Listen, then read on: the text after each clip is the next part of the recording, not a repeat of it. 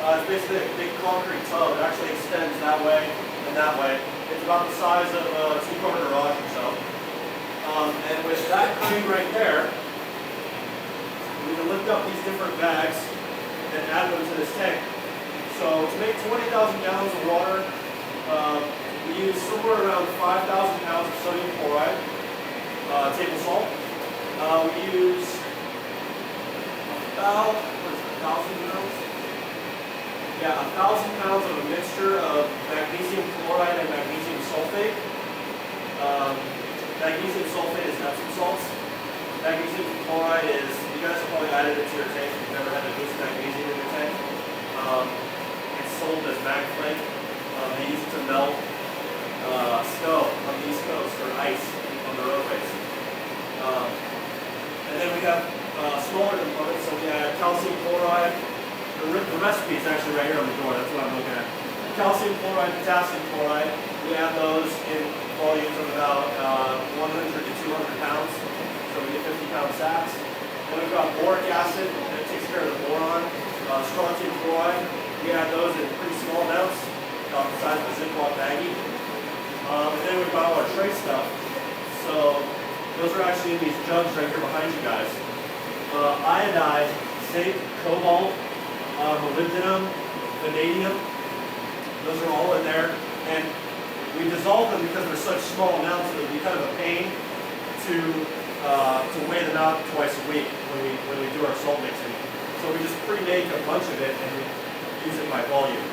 So we take 500 mils of each one of those jugs and add it to this 20,000 gallon volume. But the actual amount of crystals of each one of those, like potassium iodide for instance, I'm sure if you guys have kept a reef tank for a while, you know iodide can be pretty important. People will dose glue goals to their tank and things like that for the soft corals. For this 20,000 gallon vat, potassium iodide, I mean, you would do that, it's a pinch. It's about 4 parts per billion, 40 parts per billion, excuse me. So it's a very, very, very small amount. It's really critical that we add it.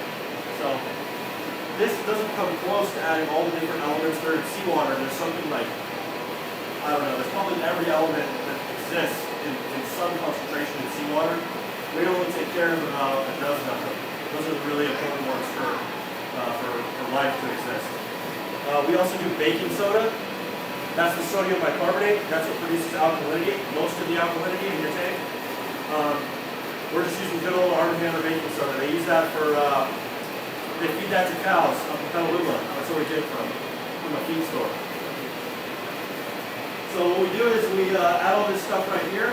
There's a big air blower that adds air to the bottom of this to mix everything up.